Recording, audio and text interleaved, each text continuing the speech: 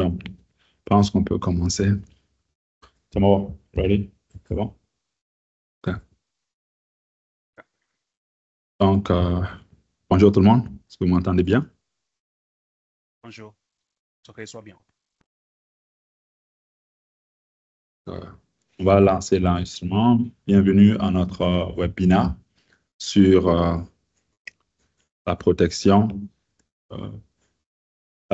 des données contre les cyberattaques. Donc, aujourd'hui, je serai accompagné de 3 autres personnes, dont le coordinateur de notre équipe, Paul Koné, et un de nos analystes développeurs qui fait également ce qui est utilisation des outils de protection des données, tout ça. Donc, qui s'appelle Timoko Sorodogo. Donc, sans plus tarder, je vais partager mon écran avec vous. Donc, est-ce qu'en ligne, vous m'entendez bien ou pas? Si vous m'entendez, juste faites le pouce, que je puisse le voir. Puis après ça, on peut commencer. C'est bon? OK. Merci beaucoup. Donc, la présentation d'aujourd'hui sera en 2 parties. La première partie, ça va consister à faire une présentation par rapport à protection des données, les concepts tout autour. Et à la fin, on va également présenter un cas pratique où on va utiliser un système qui fonctionne, un peu comme monsieur, madame, tout le monde. On a des sites marchands qui nous demandent de faire des achats. On va être capable de faire les analyses là-dessus à travers des méthodes qui sont connues, des approches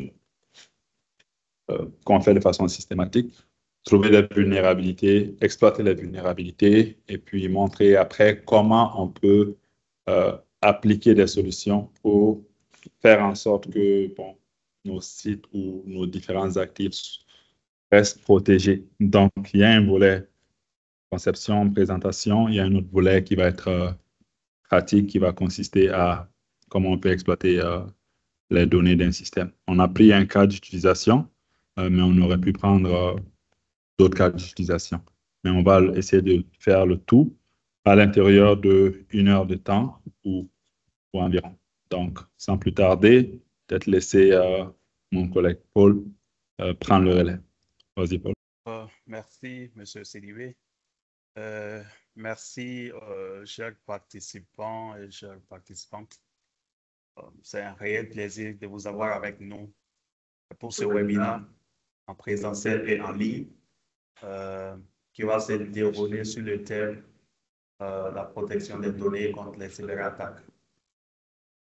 Donc, One Simple One ou un simple un.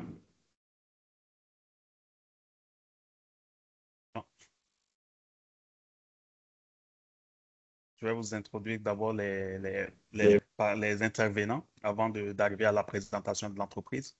Donc, je reviens encore sur M. Sidibé, qui est le président fondateur ainsi que le PDG du groupe One Simple One du Canada et également du Mali.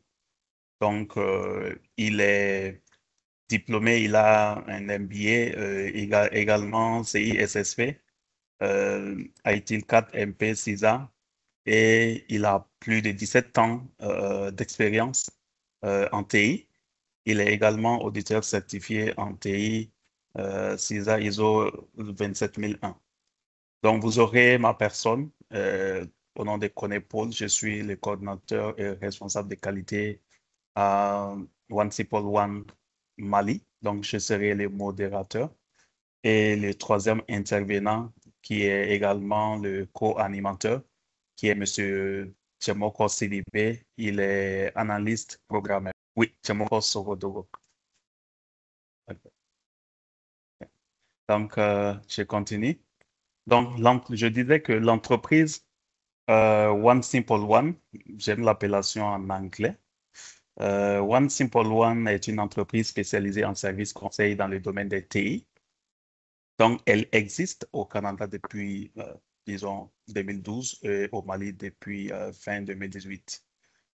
Donc, nous offrons tout ce qui est formation, services, produits. Et ces produits, services, formations sont listés comme suit. Nous n'allons pas tout citer, mais on va juste énumérer quelques-uns. Donc, en ce qui concerne les côtés formation, nous donnons les formations en tout ce qui est normes, à savoir l'ISO 27001, l'ISO 27002 et tout ce qui est les autres ISO jusqu'à 42000 et autres. Donc, l'ethical hacker, tout ce qui est COBIT, ITIL, tout ce qui est marketing digital. Nous donnons également des formations d'AWS et de Microsoft. Donc, nous avons plus de 1000 formations que nous donnons. Du côté des services, nous intervenons dans tout ce qui est audit informatique, service conseil en TI, le placement en TI, la location des salles, la location des bureaux et la location également des équipements informatiques. Nous avons eu à développer quelques solutions qui sont déjà opérationnelles sur le marché et il y a d'autres qui sont en cours de développement. Donc, nous avons MonPro, Point Econo Archico, IT SM, BSM et d'autres solutions ou applications qu'on ne va pas citer ici. Donc, c'est beaucoup. Nous avons eu à travailler avec quelques clients ici au Mali et en dehors du Mali. Donc, ils sont listés comme suit, à Orange Mali, à Orabank. Il y a le CN National canadien. Il y a le gouvernement du Canada et du Québec. Il y a Desjardins et également d'autres entreprises ici au Mali qui n'ont pas été citées. Nous sommes partenaires officiellement avec AWS et Microsoft et Head et PSCB et également PersonView. Donc, pour plus d'informations ou pour ceux qui veulent regarder ou voir l'intégralité de nos services et solutions, la personne peut se connecter sur notre site web qui est le www.nsm1.com. Donc, je continue avec la présentation. Donc, comme je le disais tantôt, nos services, nos solutions et services développés, ceux qui sont en cours de développement sont là. Au-delà de ceux dont j'ai cité, nous avons également SMS, qui est le système SMS que nous avons développé. Il y a Web SMS et il y a Email Marketing. Donc, vous avez le lien ici pour ceux qui veulent consulter ces solutions. Donc, nous avons également la solution de réservation. Donc, pour tout ce qui est nos salles de location, nos bureaux locatifs et nos équipements et autres. Le lien est également là. Et nous avons notre solution de paiement qu'on a dénommée InPay, donc qui englobe tous les systèmes de paiement possibles ici au Mali et au-delà du Mali. Donc, quelques solutions et services également. Nous avons la formation. Dans le domaine des formations, nous avons notre plateforme de e-learning qu'on appelle One Simple One Training, où vous trouverez tout ce qui est nos formations en Microsoft et AWS. D'ailleurs, qui sont gratuits. On a rendu ces formations gratuites pour les étudiants pour un temps limité. Vous aurez également toutes nos formations qui relèvent de PSCB, des Head et des PeopleCert. Donc, nous faisons également tout ce qui est placement en TI. Donc, nous avons une solution développée qu'on a dénommée Job 151 pour tout ce qui est recrutement et pour tout ce qui est placement en TI. Donc, nous avons notre solution MonPro, qui est une solution que nous avons développée qui est sur le marché, donc qui permet de mettre en relation les professionnels et ainsi que les clients. Nous avons notre solution, la Proprio, et également l'application de fidélisation qui est une solution mobile que nous avons eu à développer. Donc, nous sommes capables également de développer des solutions et applications sur mesure. Il suffit que le client ou l'entreprise nous dise son idée et nous sommes capables de transformer son idée en une réalité.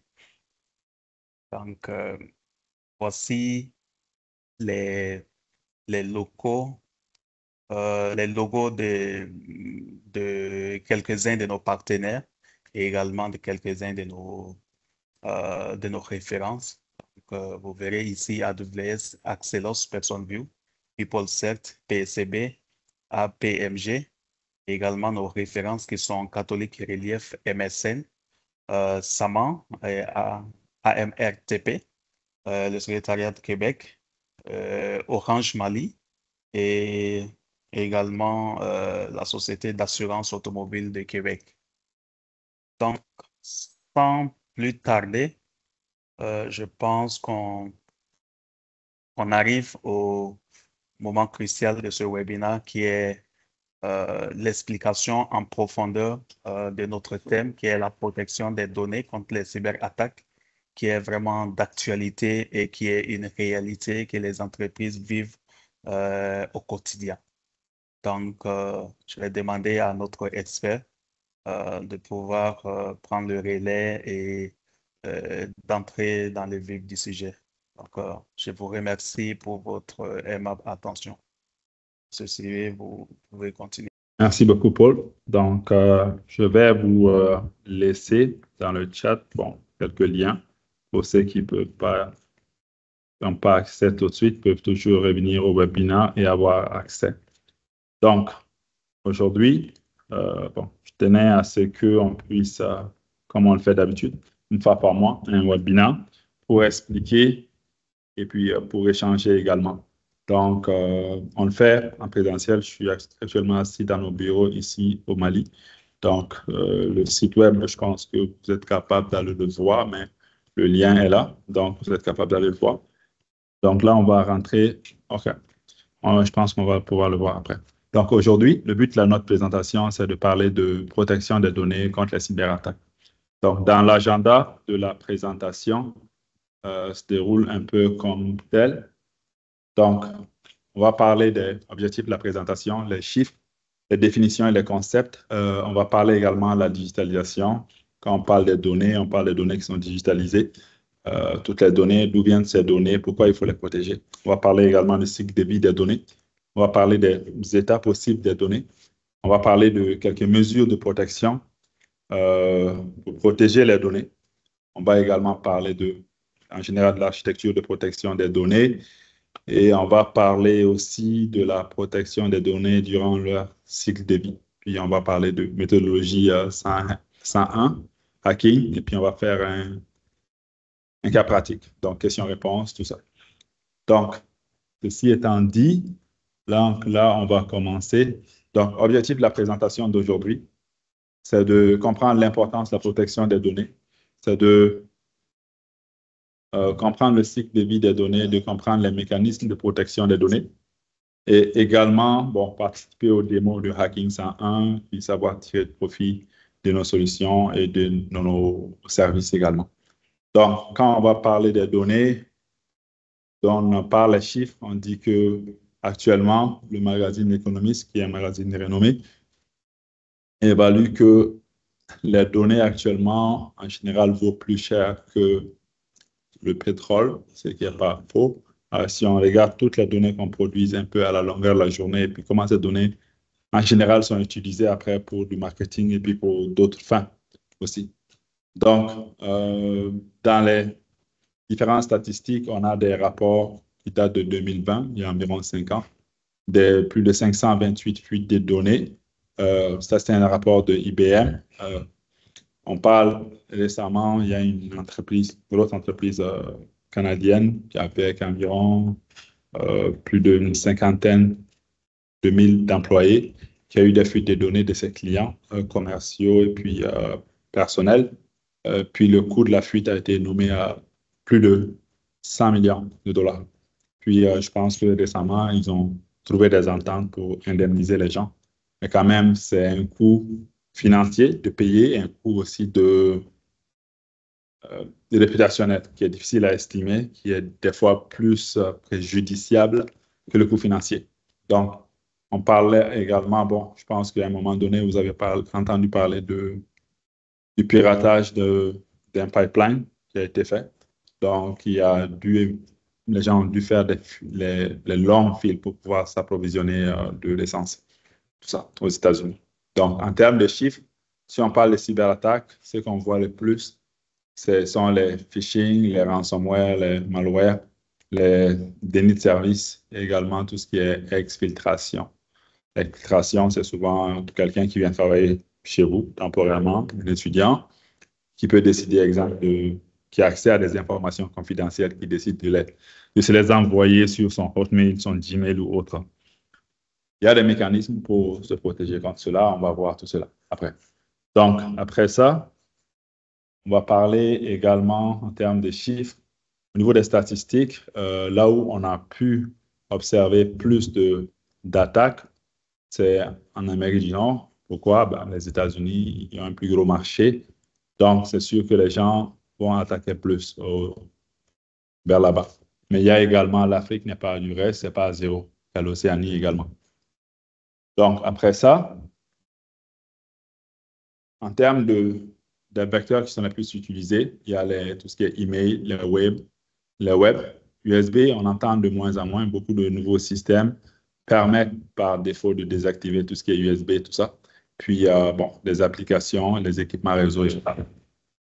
Donc, dans les tendances futures, on a beaucoup l'utilisation de l'intelligence artificielle, learning, pour pouvoir exploiter des données. Il y a de plus en plus là. Toute la tendance qu'on veut mettre en place par rapport au Zero Trust, il consiste essentiellement à s'assurer que les données, on ne fait plus confiance à quelqu'un parce qu'il est à l'intérieur d'une zone de périmètre. Exemple, si tu rentres ton ordinateur dans un bureau, X te fait confiance, la politique des Zero Trust va te dire on ne fait pas confiance à quelqu'un parce qu'il est seulement à l'intérieur de l'organisation, parce qu'on sait que dans la réalité d'aujourd'hui, les gens peuvent travailler un peu de n'importe où. La preuve, c'est que je suis là, vous êtes en ligne, on est capable d'échanger. Puis il m'arrive aussi que je suis là, puis je parle à des clients qui sont à plus de 10 000 km de moi, mais de façon transparente, on se voit, on s'échange, et puis voilà. Donc, c'est là où on parle beaucoup de la politique des Zero Trust. Vous avez le blockchain, vous avez tout ce qui est l'automatisation, et puis tout ce qui est cyber. Donc, dans les technologies qui sont beaucoup utilisées pour se prémunir contre les cyberattaques, en termes de statistiques, vous allez avoir les antivirus, les pare-feux, les EDR, les MFA, donc l'authentification à double facteur, ainsi de suite. Puis, dans les cadres réglementaires qui sont les plus utilisés, vous allez voir le RGPD, ISO 27001, NIST, IPA, PCI DSS, qui sont les plus adoptés. Puis en dernier lieu, qui sont ces fameux les gens qui font les plus des attaques? Ben, il y en a de plusieurs sortes. Il y a des étudiants qui apprennent tout ce qui est hacking, qui ont appris à utiliser, exemple, des outils comme Metasploit, qui veulent s'amuser à faire de l'exploitation de vulnérabilités. Il peut y avoir également des gens qui ont juste des motivations, on appelle ça des gens qui s'amusent à le faire, comme stimulant, on appelle ça les thrill attacks. Il peut y avoir également des gens qui peuvent le faire par rapport à un gain financier. Donc, avant, si tu voulais amasser beaucoup d'argent, tu pouvais aller directement vers la banque, faire un hold-up avec les armes à la main. Maintenant, tu peux être assis à l'autre bout du monde et essayer de pénétrer dans un système bancaire. Et tout cela sans que tu ne sois pas à un pas ou à 2 pas de la banque. Donc, ça peut être par rapport au vol. Ça peut être aussi pour les raisons, ce qu'on appelle les state hackers, des gens qui travaillent pour le gouvernement. Puis on sait que le gouvernement se hack un versus l'autre. On entend beaucoup parler des États-Unis versus la Chine. De la Chine, bon, les États-Unis avec la Russie et puis d'autres États versus autres États. Ça peut être aussi le gouvernement, des fois, ils vont se battre sur différents sujets.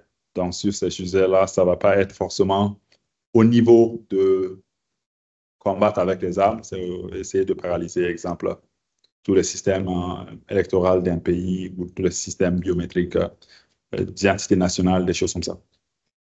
Donc, il y a aussi des gens qui vont le faire dans un volet de s'assurer pour faire comme du militantisme.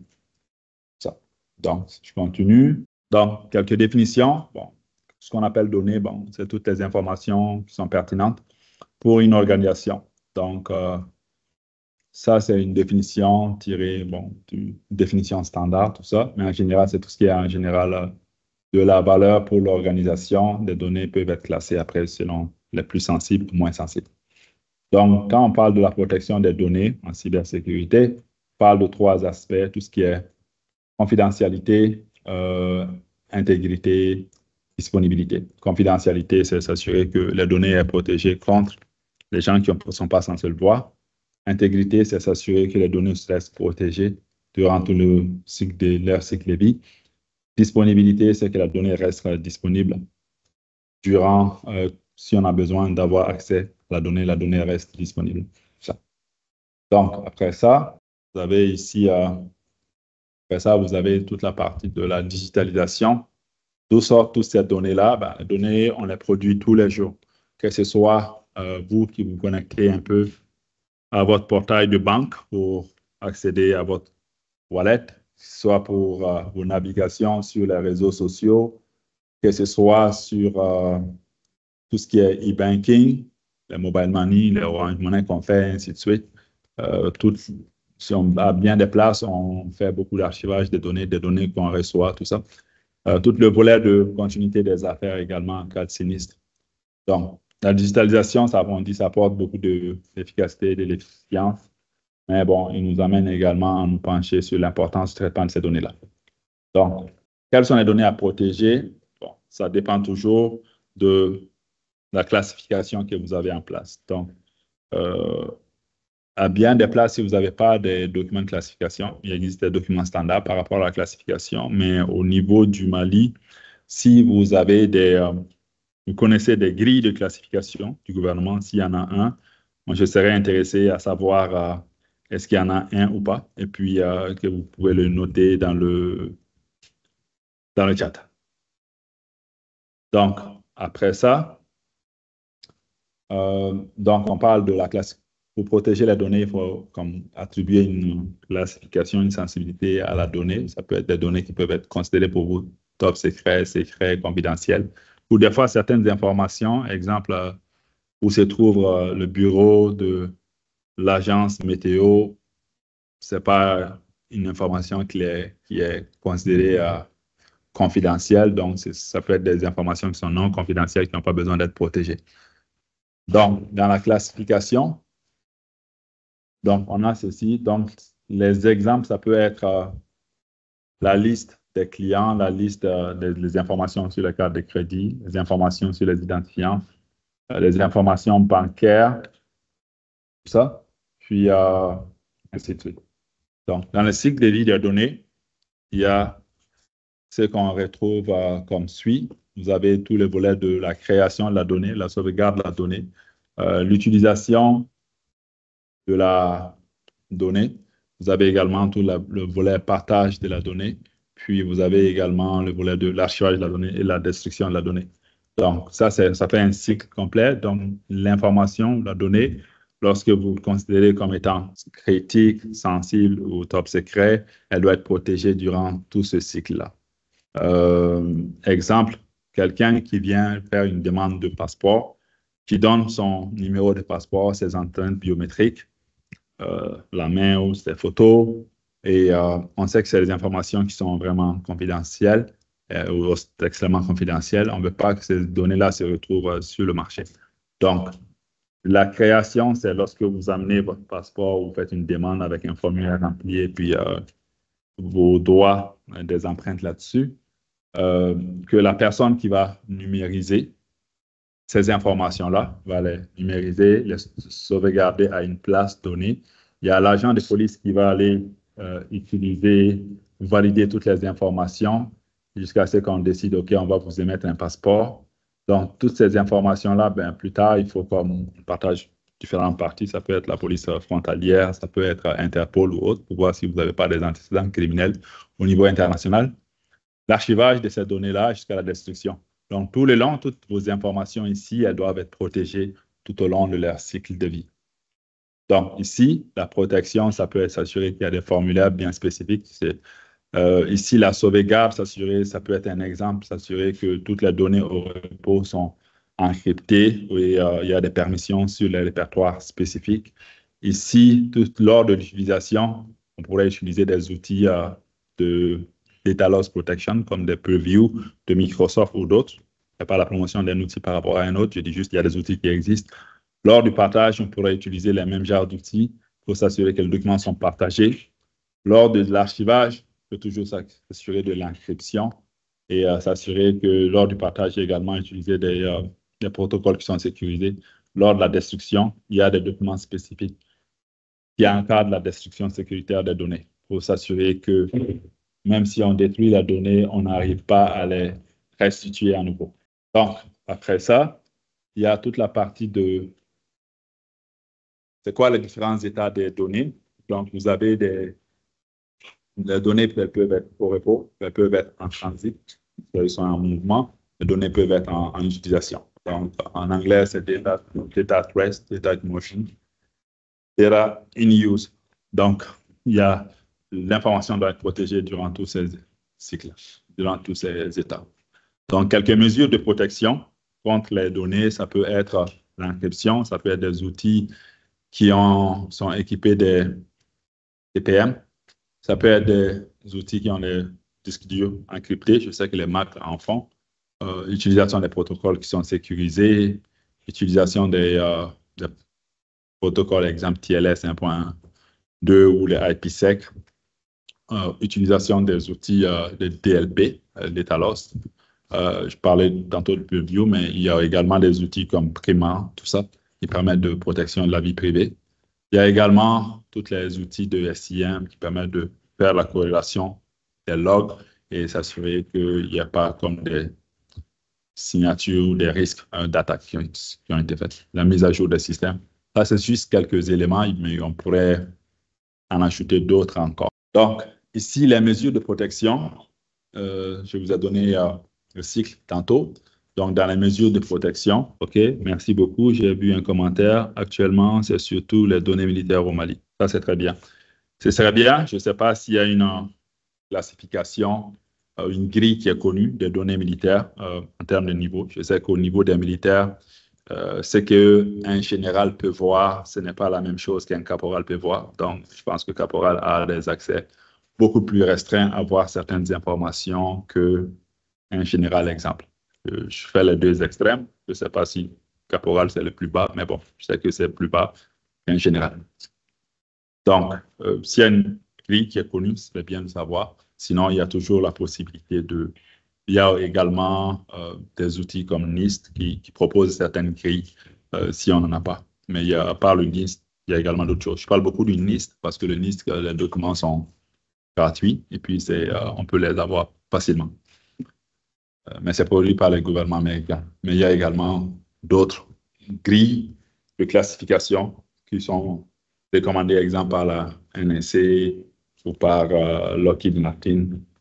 Voilà. Donc, ici, au niveau de la protection des données, je parlais ici de la création. Les mesures, ça peut être lors de la création, s'assurer qu'il y a une catégorisation ou une classification des actifs. Donc, les informations qu'on va avoir dans un formulaire, on va dire, ces informations-là, celle-là, pour nous, elle est sensible, très sensible ou pas du tout sensible. Exemple, les informations sur où se trouve une banque, n'importe quelle banque dans la place, ce n'est pas l'information qui est confidentielle, c'est l'information qui est publique.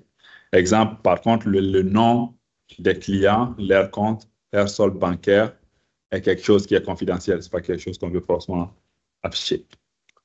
Donc, il y a également toute la partie de sauvegarde, les mécanismes qui peuvent être utilisés lorsque vous décidez que les informations que vous avez utilisées sont des informations qui sont confidentielles. Ça peut être l'encryption, tout ce qui est les outils de DRM, Digital Right Management. Il y a des outils qui permettent, exemple, de voir que certains répertoires, on ne peut pas le voir. Et puis, si quelqu'un le consulte, on sait qu'il a consulté, même s'il n'a pas téléchargé. Donc, il y a également toute la partie de sécurité physique. Il y a également, au niveau de l'utilisation, l'utilisation des outils de DRM, les journaux, ainsi de suite. Dans les parties de partage, donc, il y a toute la partie de encryption, les cryptographies, du hashing ou algorithme de hachage. Il y a également toute la partie au niveau de l'archivage, on parle de sécurité physique, la cryptographie également. Au niveau de la destruction, on va parler beaucoup de sécurité physique, cryptographie, démagnétisation, exemple pour les enregistrements qui sont effectués sur les cassettes, les bandes magnétiques. Donc, on permet de les démagnétiser. Ou des fois, ça peut être juste la destruction. S'il s'agit des données qui sont au niveau du cloud, vous allez beaucoup entendre parler de du crypto shredding ou la destruction sécuritaire des clés d'encryption. Donc, après ça, une fois qu'on a parlé des mécanismes de protection, il y a également un volet important à savoir, c'est toute la partie de la gouvernance de ces données-là. Donc, qui parle de gouvernance va parler beaucoup des 3 aspects des processus à mettre en place, des cibles à se donner, des outils également et des rôles. Donc, parmi les rôles autour de la gestion des données, vous allez entendre parler des utilisateurs, vous allez entendre parler des propriétaires des données, qui est propriétaire des données, qui est responsable du traitement des données. Vous allez également entendre parler des gens qui sont comme les gardiens des données, puis les responsables des systèmes également. Tous ces gens-là ont des rôles spécifiques à jouer. Il ne s'agit pas uniquement de mettre en place des outils, il s'agit également de s'assurer qu'on est capable de faire travailler différents rôles avec les différents outils. Donc, je parlais de 2 outils, exemple, comme Purview, Prima ou autres, mais on pourrait parler également d'autres outils qui sont connus. Donc, au niveau de la protection des données, on a également tous les volets de la protection des données qui consistent, entre autres, à s'assurer qu'il y a une architecture autour de la donnée qui permet de protéger la donnée. Donc, pour ceux qui sont familiers, vous allez entendre beaucoup parler de défense in depth, ou certains l'appellent défense comme en couche d'oignon. Donc, le centre, quand je dis couche d'oignon, si vous prenez un oignon, vous avez le centre, mais autour, vous avez plusieurs couches sur l'oignon. Donc, si vous prenez la donnée, elle est tout au milieu, mais autour, vous pouvez avoir des outils pour protéger contre l'exfiltration, comme les outils DLP. Vous pourriez avoir d'autres outils autour également. Je vais faire grossier pour que vous puissiez voir. Les outils permettent de faire la classification, le chiffrement, tout ce qui est gestion des accès, la journalisation, d'autres contrôles de sécurité également qu'on peut mettre en place. Donc, avant de passer à la partie de démonstration, ici, dans le cadre d'une méthodologie de hacking, on a les différents... Si on veut faire du hacking, en général, il y a différentes étapes à mettre en place. Ces étapes-là consistent à faire ce qu'on appelle planifier un peu ce qu'on veut hacker. Exemple, si je veux, je dis bien si je veux, je ne veux pas dire que je vais le faire. Et si je veux hacker une banque, je vais d'abord dire quelle banque, où elle est la banque, quels sont les systèmes. Je vise un système de paiement. Donc, je vais aller en quête de qu'est-ce que je planifie de faire, tous les volets de reconnaissance. Je vais parler également de tous les volets de scanning. Donc, il y a des outils pour ça, comme les Nmap, tout ça. Il y a également des outils de vulnérabilité. Une fois que j'ai su un peu qu'est-ce que la banque elle a à travers des outils de scanning et à partir des reconnaissances, je peux lancer des outils de vulnérabilité, voir à partir des différents actifs que j'ai identifiés, est-ce qu'il y en a qui n'ont jamais été patchés, jamais été mis à jour, Donc, si je découvre qu'il y a des vulnérabilités, je pourrais utiliser des outils comme Metasploit pour pouvoir exploiter ces données-là. Une fois que j'ai exploité ces données-là, je pourrais m'en servir pour des gains personnels, pour des gains, par exemple, étatiques, si je travaille pour un État, ou pour d'autres gains. Ou si je travaille comme consultant, je vais faire un rapport que je vais donner à un client pour dire, voici les failles au niveau de ton système, voici ce que tu peux faire pour corriger. Ici, ce qu'on dit un peu, la différence entre un consultant et un hacker, c'est que le consultant, lui, va te remettre le rapport et le hacker, lui, il va rien te remettre du tout, il va juste s'en servir. Donc, parlant de cela, là, on va faire une démo d'un système qu'on va, mon collègue ici, Timoko-san, Sorodogo, va présenter. Donc, on va voir d'abord un système. Autour de ce système-là, on va voir qu'il y a des vulnérabilités, puis comment on peut exploiter ces vulnérabilités-là pour conclure notre présentation. Donc, Timoko, je te laisse faire la démo. Ok, je vais partager mon écran. Ok. Donc, pour la partie démo, on va supposer qu'on est dans le contexte qu'on veut faire les tests d'intelligence d'une entreprise. Donc, ils nous fournissent les liens de leur site et on va faire les scans si on arrive à trouver des informations qu'on peut exploiter. Donc, ça, c'est les liens du site. Donc, le site vulnérable qu'on a mis en place pour le lab. Donc, on peut voir le contenu du site. Donc, on peut aller voir, je suis un utilisateur simple, je peux voir le contenu et il y a les options de connexion pour gérer le site. Maintenant, supposons que je prends le lien du site pour faire le scan.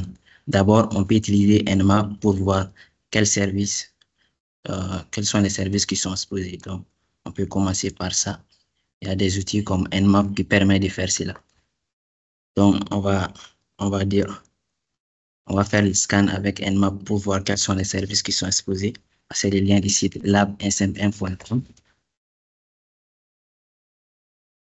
Donc, parfois, le scan peut prendre du temps. Donc, on a fait à l'avance. Donc, voici les résultats du scan.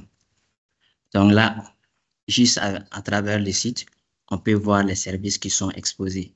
Donc, en tant que pentester, donc, ces informations sont très utiles. On peut mettre ça dans un rapport ou bien après, on peut tester la résistance de ces services qui sont exposés pour être sûr que c'est bien sécurisé. Donc, je peux copier ça et mettre ça dans une note et qui sera utilisée dans les rapports.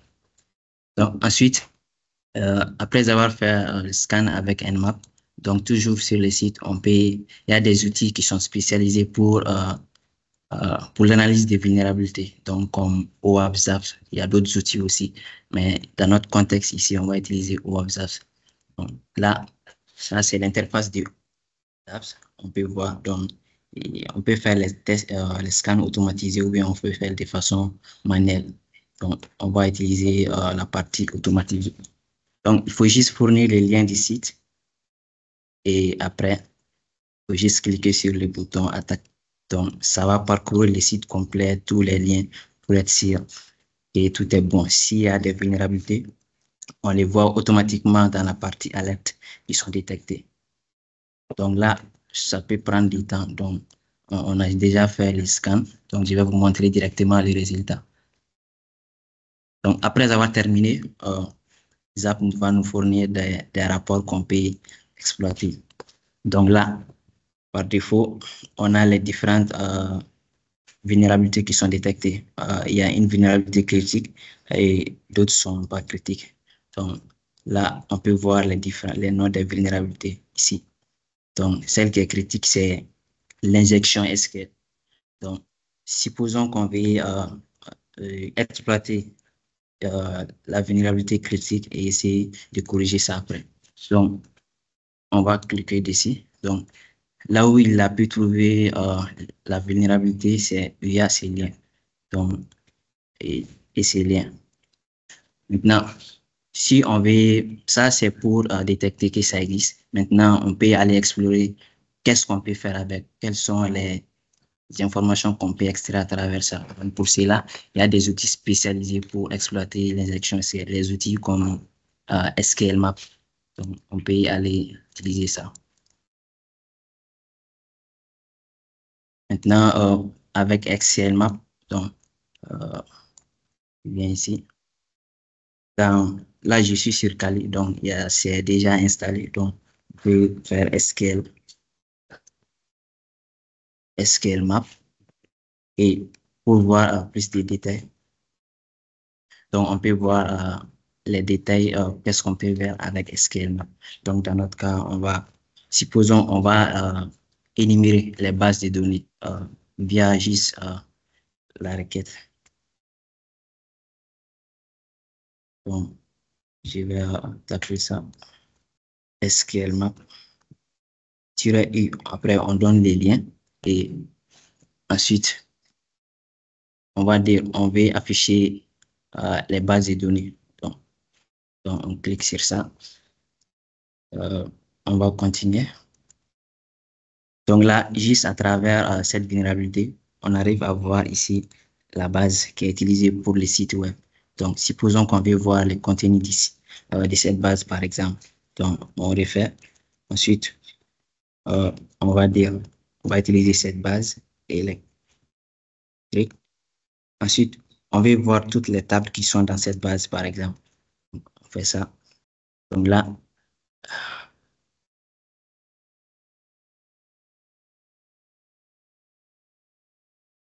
je vais reprendre.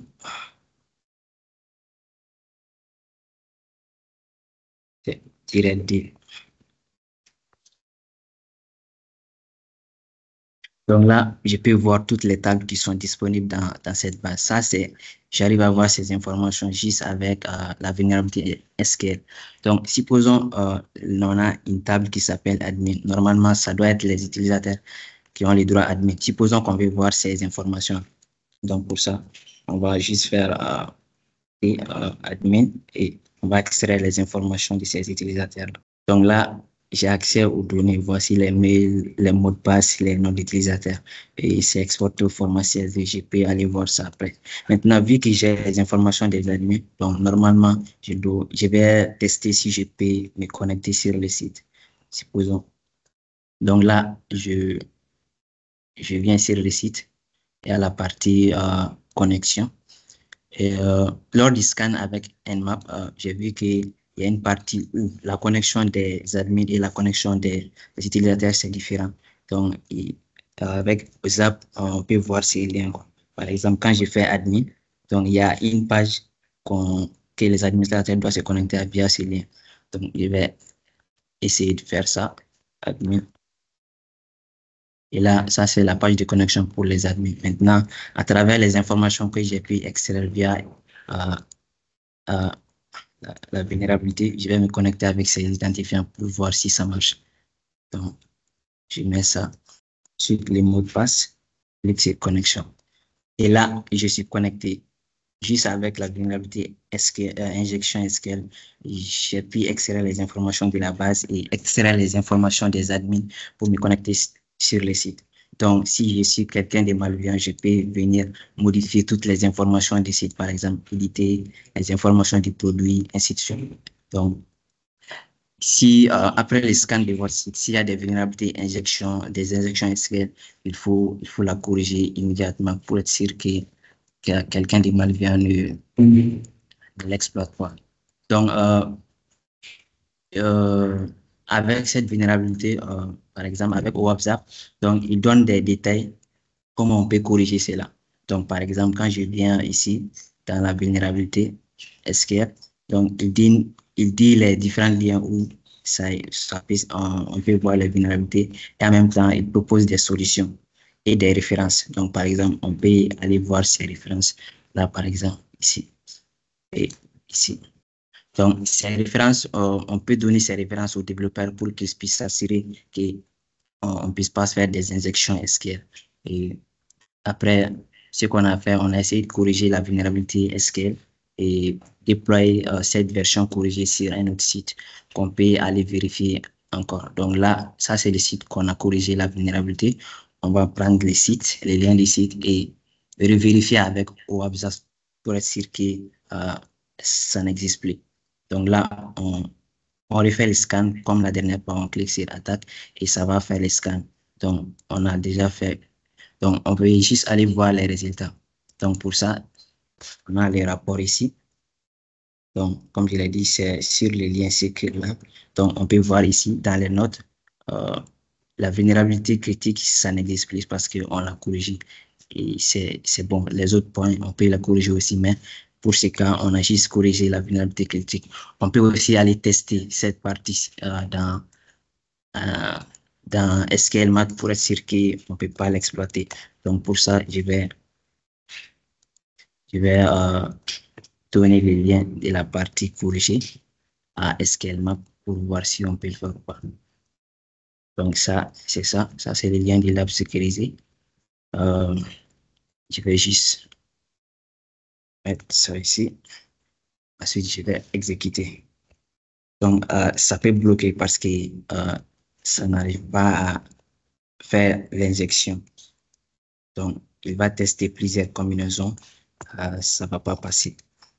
Donc, au final, ça va injecter la requête parce que la vulnérabilité de l'injection SQL n'est pas possible.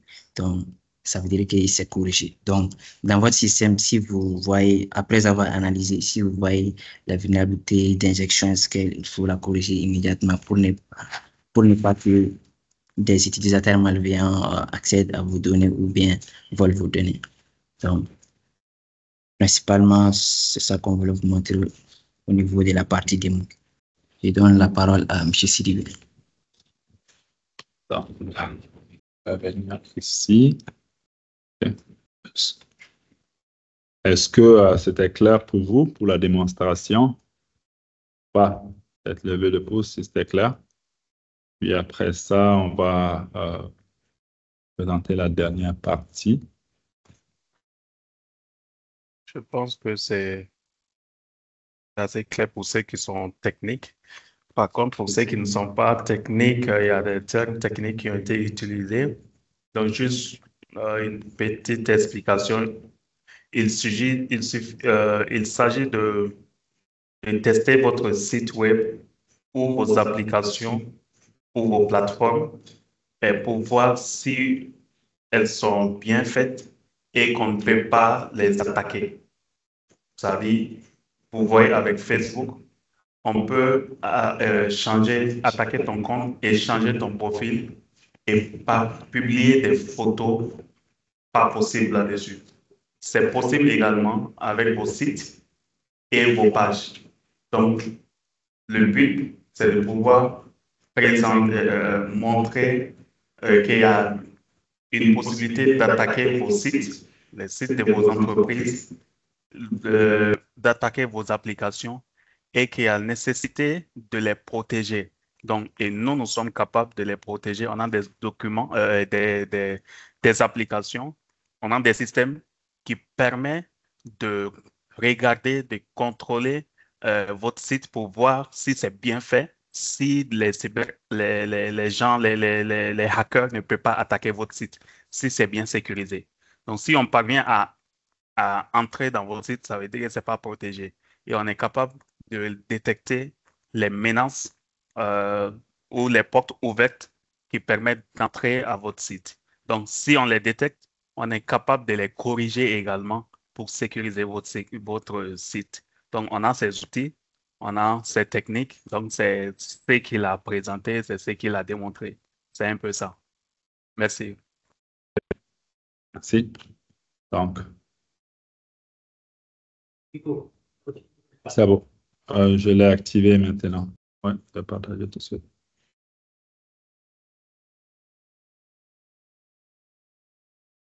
Donc, vous voyez bien mon écran? OK. Oui, c'est donc, bon. Merci beaucoup. Donc, pour aujourd'hui, c'est un peu ça qu'on voulait vous montrer un peu qu'on était. Le but, c'était de vous présenter tous les différents enjeux par rapport à la protection des données, de vous montrer également un cas réel, comment on peut protéger ces données dans un contexte entreprise. Souvent, je dis aux gens que lorsque tu te fais voler ton téléphone, tu le sais tout de suite parce que tu n'as pas de téléphone. Puis, la plupart des gens ont un téléphone. Mais par contre, si tu te fais voler tes données, tu ne le sais pas forcément. Ce qui arrive, c'est que les données elles sont copiées, puis sont parties. Quand tu vas le savoir, c'est lorsque tu vas voir dans un journal ou tu vas le voir ailleurs, le dommage sera déjà fait. Donc, pour aujourd'hui, ceci permet de conclure un peu notre présentation qui tournait autour de la protection des données. Je ne sais pas si vous avez des questions ou pas. Comme on a dit, on s'engage un peu chaque mois à faire une présentation, un webinaire de 1 heure, 45 minutes, 1 heure de temps, et sur différents sujets. Donc, aujourd'hui, le sujet est sur la protection des données. Si vous avez des suggestions ou des propositions, vous pouvez également faire des suggestions. On pourrait insérer également dans nos présentations. Toutefois, pour ceux qui ont manqué le webinaire, je pense que tous les webinaires qu'on fait sont enregistrés et puis sont disponibles sur notre plateforme que vous êtes capable d'aller voir et puis vous êtes capable de voir nos anciens webinaires également. Donc, ça, c'est quelque chose qui est là. Puis voilà, si vous avez des questions, n'hésitez pas. Donc, ça va nous faire plaisir de vous montrer nos anciens. Bon, vous pouvez toujours voir les autres webinaires qu'on a déjà fait. Donc, c'est quelque chose qu'on partage. Puis, ça fait que partie des activités de notre entreprise. Si vous avez des questions également, n'hésitez pas. Il nous fera un plaisir de vous rencontrer. Pour cette semaine, on profite de l'occasion pour rencontrer également certains clients ici à Bamako. Donc, merci beaucoup. Merci tout le monde. Si vous avez des questions, n'hésitez pas. Sinon, je vous remercie d'avoir participé. Et puis, on va mettre fin au webinaire. Est-ce qu'il y a des questions? Donc, pas. Donc, c'est bon. Donc, je pense que Paul, Ouais. on pourrait fermer le webinaire. Merci, M. Sidibé, et merci à Djemoro Sorodogo pour vos différentes interventions. Je pense que ça a été bénéfique pour ceux qui ont suivi et participé à ces webinaires du début à la fin. La protection des données, que ce soit des données personnelles ou des données d'une organisation, est très capitale. Comment les protéger est essentiel également. Donc, merci beaucoup. Nous disons encore pour ceux qui souhaitent regarder ce webinaire, le webinaire est enregistré et partagé sur nos différents comptes, que ce soit YouTube, LinkedIn et Facebook également. Et vous pouvez également nous contacter si vous avez des questions supplémentaires. Nos contacts se trouvent sur notre site web. Donc, nous vous disons merci encore pour le temps et merci pour ceux qui sont venus en présentiel et ceux qui nous suivent en ligne. Donc, on se dit au prochain webinaire. Merci. Merci. Bonne journée.